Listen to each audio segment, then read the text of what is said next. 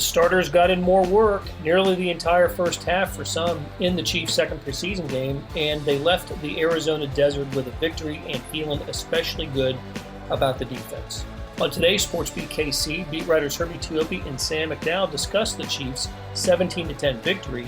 It's Monday, August 23rd, and I'm Blair Kirchhoff. We spend a little time on the wide receiver position and what the Chiefs could do with their final choices there, also tight end. On the defensive side, there's been plenty to like through two preseason games, whether it's the starters or depth. Chris Jones came up big in Friday's game, but so did many others. Okay, let's get going talking Chiefs with Herbie and Sam.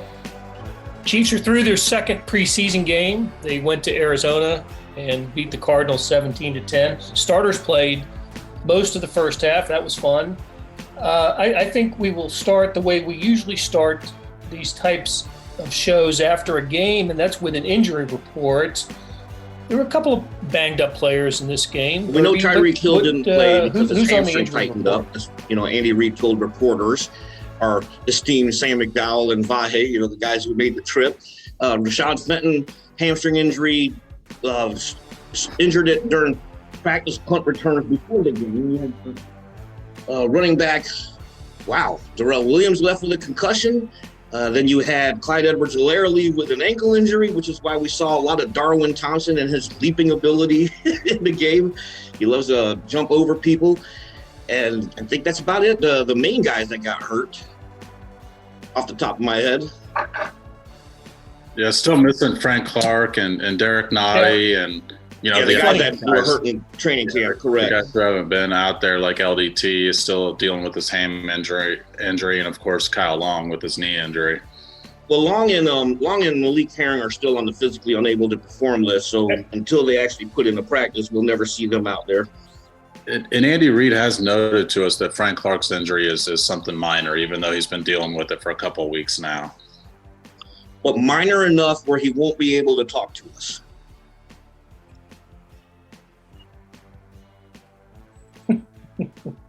Hey, speaking of that, I thought, Sam, you and Vahe did a good job carrying the media load out there in the post game. You sounded good on the, getting those questions in. Hey, speaking of the running backs, the Chiefs played all four in the first half. By halftime, Darwin Thompson had played. So I don't know, probably a little bit more activity on the injury list than you'd want to see with Darrell Williams and Clyde Edwards-Helaire. But you mentioned the Tyreek Hill hamstring tweak, and I noticed, Sam, I think it was to your question to McCole Hardman after the game, that nobody knew until game time that Ty Hill wasn't going to play. So that changed the approach of the offense, and that left McCole Hardman as wide receiver number one. And I think that became the first storyline of the game, the connection and the timing between Patrick Mahomes and McCole Hardman. There was a really nice connection on, maybe it was the first attempt of the first target, that slant that went for 13 yards. But when they got closer to the goal line, they just didn't seem to sync up, Hardman and Mahomes. So let's start with that. And what to make of the errant throws by Patrick Mahomes toward McCole Hardman, one into the back of the end zone, probably over his head, and the other one was Mahomes across his body with as Hardman was going across the end zone. There was one that Patrick Mahomes said he threw too hard. He put too much zip on the ball. There was another one that Hardman said was some sort of miscommunication, the sort of corner route to the left side of the end zone. And so I think Patrick Mahomes, anytime I hear McCole Hardman say it's a miscommunication, I'm guessing the quarterback is on the right page. But the most interesting part of all that was that Hardman ran a couple of Tyreek Hill routes. The first completion you're talking about is a Tyreek Hill play. And then there was another one that's sort of a drag route across the field where it's a zone coverage. They certainly would expect Tyreek Hill to be able to race past anybody over the middle of the field. And Hardman just didn't get there quite in time. And so he's got the speed to do it, is exactly what Patrick Mahomes said. So again, I think the sort of, but between the lines reading of that is he didn't and he probably should have. And so that's always been the development with McCole Hardman. When we heard Joe Blameyer outline that, actually, it's the first time we've heard a coach, I think, just explicitly say that McCole Hardman can fly by anybody he wants to fly by. It's just getting all the other routes precise. And so that's been the development for 3 years now. I think we all expected him to take a leap forward there last year. So that's why we're talking about it now, is because he didn't really do it last year. And so without Sammy Watkins, it's a big storyline for whether or not he can do that this year. The interesting thing there, too, is whenever you hear a wide receiver say it's miscommunication, that means obvious lack of chemistry. Let's just go ahead and translate what that means. And that is kind of concerning because, as Sam points out, it's the little things. You can have all the speed in the world, but if you're not on the same page as your quarterback, that becomes an issue as the season rolls along. Maybe he'll take the step. This is a learning process, as we all like to say. It's an evaluation process to preseason games. They know what they need to work on, but you can't have those kinds of mistakes. You can't have miscommunications once the games start counting for real.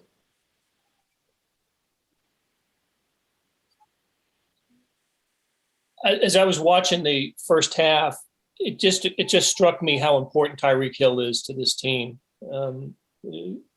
As you said, Sam, McCole Hardman was running Tyreek Hill routes, and the fact that Mahomes and Hill have been one of the best combinations in the NFL during their time in the NFL, I guess that's stuff I've taken for granted. When I see Mahomes target Tyreek Hill, I think there's going to be a completion there. And when McCole Hardman is running the same routes and Mahomes is targeting Hardman, it's like, oh, I don't know. It might happen, might not happen. And I think, that's a great point. There's sort of a few guys in this team that seem irreplaceable, and it's either because they're so good or because you worry about who replaces them. With Tyreek Hill, Travis Kelce, I think Orlando Brown's on that list because I don't know who plays left tackle if Orlando Brown gets hurt. But with Tyreek Hill, it's both of those factors. And he might be the only position where you say it's not only how talented the guy is, but you worry about who fills in for him. So we all talked about, do they need a second wide receiver already? And so you lose Tyreek Hill, and now you're talking about going with potentially without a wide receiver 1 or a natural wide receiver 2 on the roster. So I think that's a great point, Blair. I think he's one of the guys they can least afford to lose at any point this season. Like you said, we sort of saw that play out over the first quarter on Friday.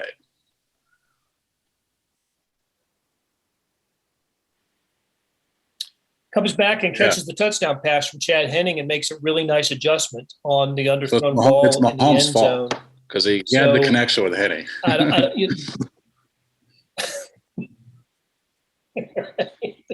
Exactly. Hey, let's stay with the wide receiver group, which is I thought became more interesting with the Cardinals game. So I think we're all working under the assumption that Hill, Hardman, Demarcus Robinson, Pringle, and who am I missing? Byron Pringle. Absolutely. Are kind of etched in there as the top 4. And it becomes a little bit of maybe a battle after that among Marcus Kemp, Darius Fountain, the draft pick Cornell Powell, and then there's a balance there. Do they how many wide receivers do they keep versus tight ends, and do they want to keep as many as 4? So I think staying with if you watch the entire game, the second half, and watch the non-starters play, you saw guys like Fountain and Marcus Kemp once again have nice moments. Fountain especially, my gosh, that guy, he's gonna play for somebody somewhere this season, right? Herbie, don't you think? Yeah, we're talking about a former draft pick from the Colts. And I'll say this, when he was out there for mandatory minicamp, the rookie minicamp, because he attended it on a tryout basis, I know he caught some of our attention. The guy is, for one, he's huge. I see number 82. I'm thinking, is that Dwayne Bowe?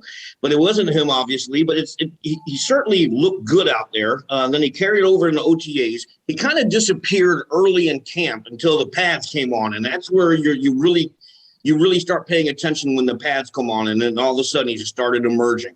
2 straight preseason games where he has looked good. And I think Sam McDowell here tweeted out, yeah, he's going to be with another team if it's not with the Chiefs. And I certainly agree with that. He has looked, he's turned some heads, and he's got some tape now. So if the Chiefs don't keep him, another team might snatch him up in a hurry. We haven't seen Fountain play special teams, which is why I still think Kemp probably has the edge on him. But I think the question comes down to, do the Chiefs keep the 5th round draft pick with Cornell Powell? Because he has not impressed any of us in camp. He has not impressed us in the preseason games, and Fountain has impressed us in both. I actually thought in the first time he sort of caught my eye was in one-on-ones with their top cornerbacks he was going up against in some of these one-on-ones. He's also a very vocal guy. Whenever something goes his way, he likes to make sure everybody around knows that he just made a play, which I love that sort of energy on the field, especially as an observer.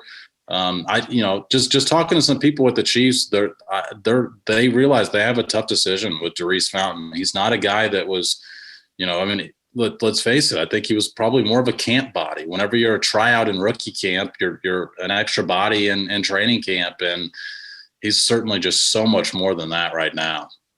The Chiefs kept 6 wide receivers last year with their initial 53. It was Hill, Watkins, Robinson, Hardman, Pringle, and Kemp. So if you remove Watkins from that equation, you mentioned the top 4 already. They do have, if they do decide to go that route again, realistically, you could keep Kemp and you could keep Fountain if you wanted them, but do you give up on Cornell Powell like you mentioned? And I don't think that's Brett Veach's MO to say, hey, I blew it with a draft pick. You look how long it took for him to finally cut bait on Breland Speaks. So this is going to be a fascinating development as we roll to the initial 53 here in about a week and a half.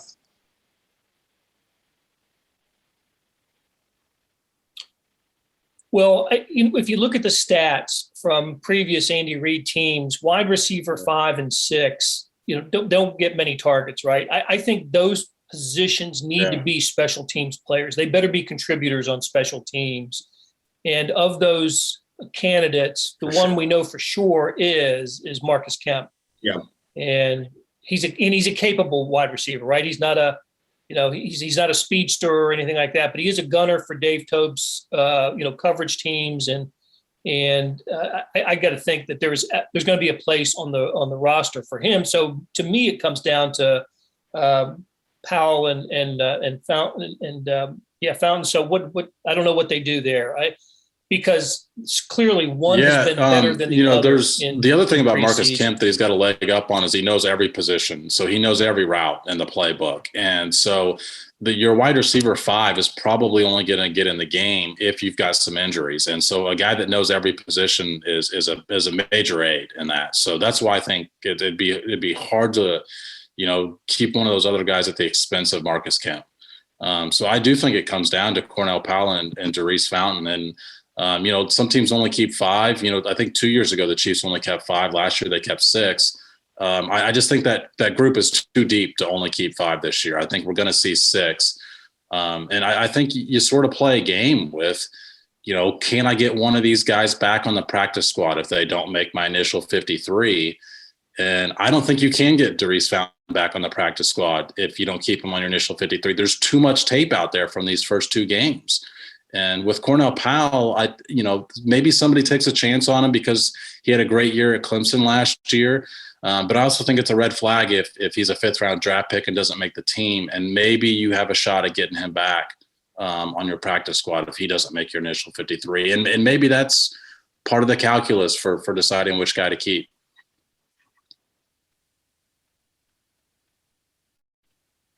Herbie, I was hoping for a bigger game. You were hoping for a bigger game. Herbie. I will say this. Louis Riddick, one of the great football evaluators in the National Football League, who should be a general manager. To me, it's stunning that Louis Riddick from ESPN is not a general manager. But I'm glad he pointed it out. There were 2 plays, Darwin Thompson's 13-yard run and then Gore's 19-yard run. Those runs don't happen if not for Fortune's blocking. And I love that Louis Riddick pointed that out, because the tight end, here's the thing with preseason. Maybe, Andy Reid mentioned last week, we made a concerted effort to get the ball to Reese Fountain. We wanted to see what he could do. The same thing could apply to Fortune here. Let's just use him in a blocking role, because we want to see what he can do. Remember, he's a transitioning wide receiver to tight end. He packed on 20 pounds of muscle for that role. And I know he worked out exclusively this offseason with one of the great blocking tight ends of recent memory, Central Missouri's own Delaney Walker. So, he worked out this summer on blocking, and it showed Friday night on those two runs. Exceptional blocks to seal the edge, opened up the hole, and the running back just scampered right behind Fortune's block. Did he do well in the offensive point? No, he did not. But did he do what he was asked to do? Absolutely. You got to see that as a tight end. Can he be a blocker? That's what he did. That is just some incredible spin. They didn't want him to catch any passes on Friday, Blair.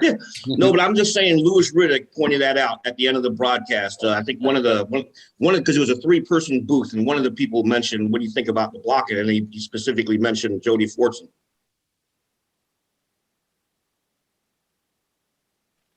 Yeah. Well, they've got the blocking tight end in Blake Bell. I want Fortune to be a receiving threat, and he would be if he was on the field. So I think that's another. I think Noah Gray is also going to he'll make the team, and they'll develop him. Fortune's the guy who is sort of, to me, on the bubble, and I see so much upside with him, that just a big body target that the Chiefs could use. And if he is as good a blocker here, especially if they're, if they're serious about emphasizing the running game and possession time this year, he could be valuable there. Hey, before we leave the offense, I just want to mention: can we agree that those are among the most entertaining plays that we get? No, let's keep Demarcus Robinson back there. There are two things that I always cringe. He always takes the step back. He'll always go back like a yard or two, and then he holds the football like a loaf of bread. And I'm like, I just cringe when special teams, you got to tuck that thing around. It's a high impact part of the football game. Players are flying all around, and you're holding the ball out like this, in front of you or to the side of you, and it's not even tucked away. I'm like, oh my goodness. No. Well, absolutely. How could you forget that play? Remember that play in New Orleans last year where he went back. It was also like the last play of the half. I mean, he had to go 70 yards in order for any of that to matter.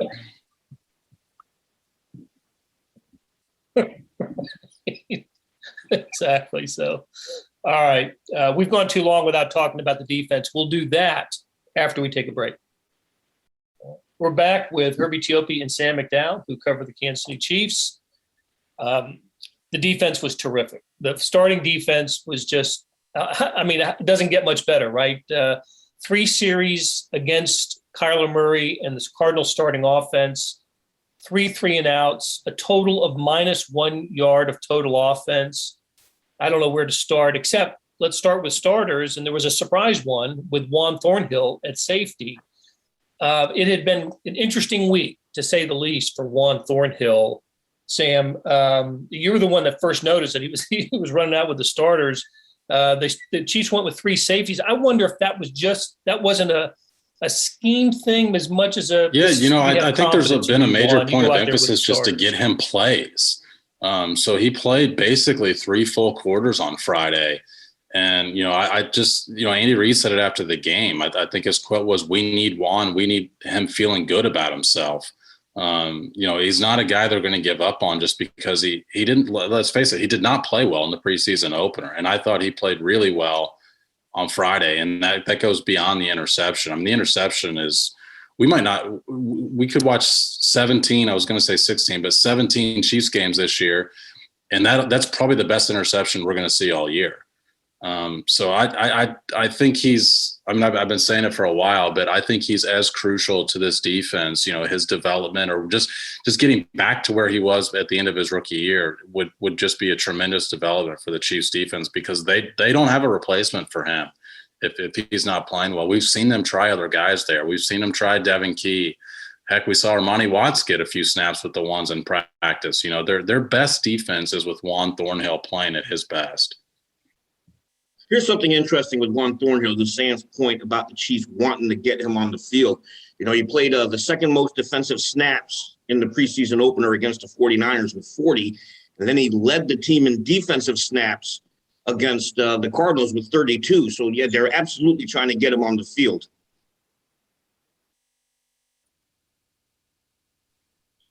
He makes Tyrann Mathieu a better player when he's playing well. He allows Tyrann Mathieu to roam, to do the things that frees him up, right? To do the things that Tyrann Mathieu does.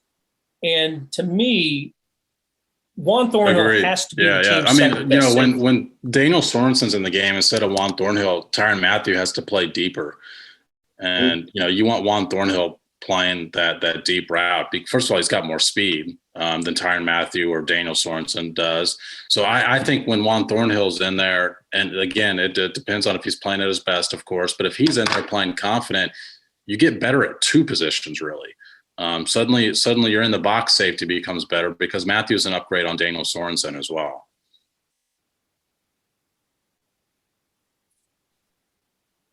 Daniel Sorensen is a thumper first to me. You know, he's really good at it. Run stopper. I think when I like him on the field in exotic defenses, but I like him as a run guy. And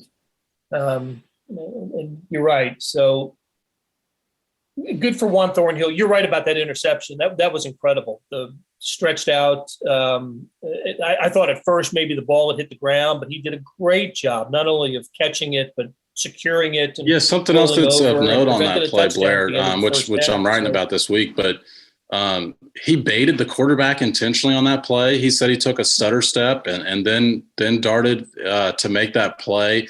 And I don't think there's a better example of him playing with more confidence this year than last year than just to take that risk. I mean, last year, I think he was so concerned about, can I get here? You know, like he said, can I run fast enough to get to this spot? Can I jump high enough to cover this spot?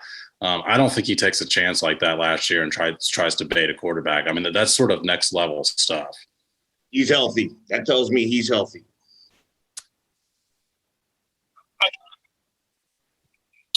Yeah. So I thought that was the best defensive play of the game, maybe the best play of the game for the Chiefs. The second best defensive play, take your pick between the Chris Jones sack, which was just incredible maneuvering.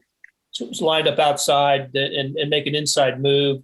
Kyler Murray didn't know what had hit him. He'd gotten there so fast. Chris Jones did. Or I thought this was excellent too. L'Jarius Sneed chasing Kyler Murray out of the pocket, and Anthony Hitchens gets credit for the sack because he was closest to him when Kyler Murray went out of bounds. But I just loved what I saw from the, not only from the defensive line, but the pressure on Kyler Murray. Didn't have, one of the really nice young quarterbacks. Yeah, I mean, I actually think Murray's a little bit overrated because I don't think he does really well with pressure, specifically from his throwing side.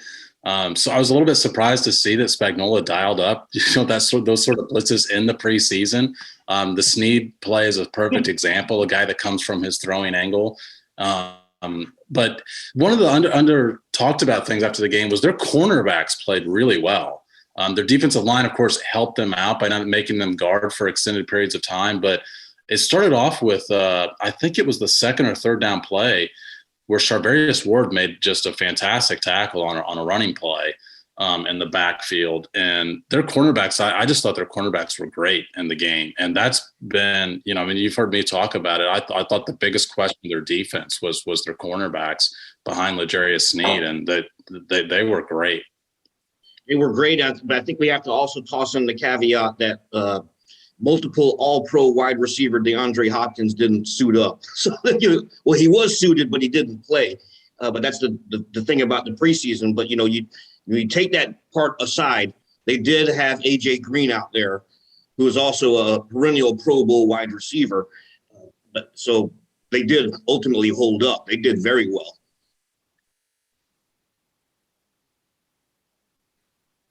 Yeah, J.J. Watt Chandler didn't play Jones either too for the Cardinals on the defensive side. Right, Chandler Jones, who I man, I just think he's fantastic. When he was at his peak, he was as good a pass rusher as it was in the game.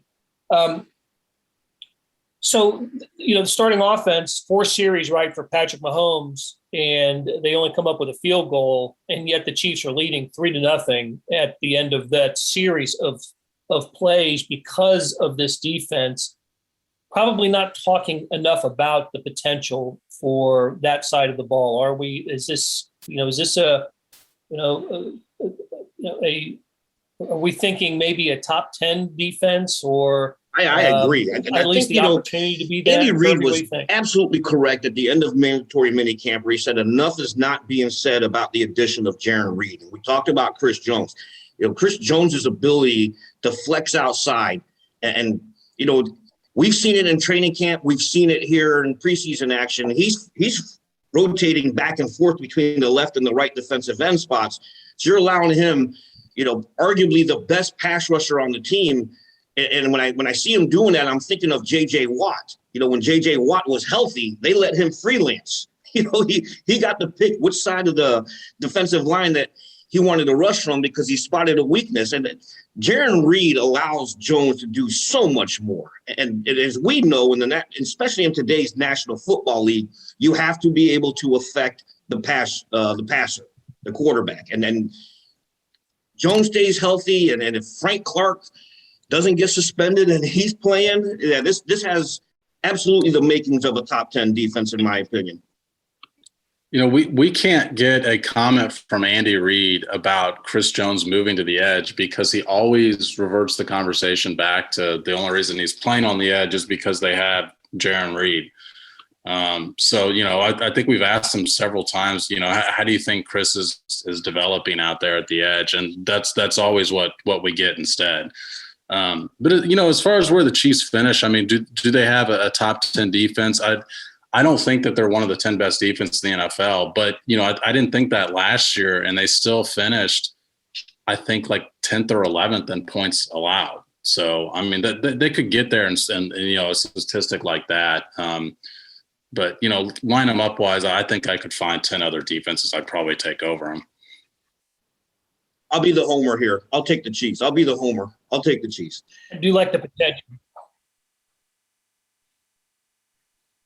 Yeah, I do like the potential. Look, we didn't even talk about guys like Turk Wharton, Colin Saunders, who have been playing really well, and Willie Gay, who played in his first preseason game, guy who has played in the Super Bowl, but finally played in a preseason game on I think that the biggest question mark that you're going to have on the Chiefs defense, if the cornerback position, if that question is answered, we still need to see how they do against the run.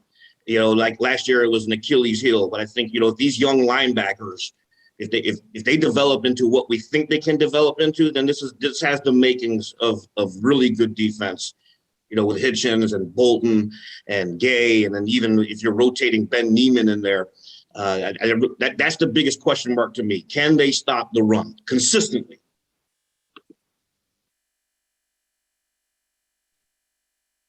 Okay, let's get out of here. Tuesday, the 24th, they got to go from 85 to 80.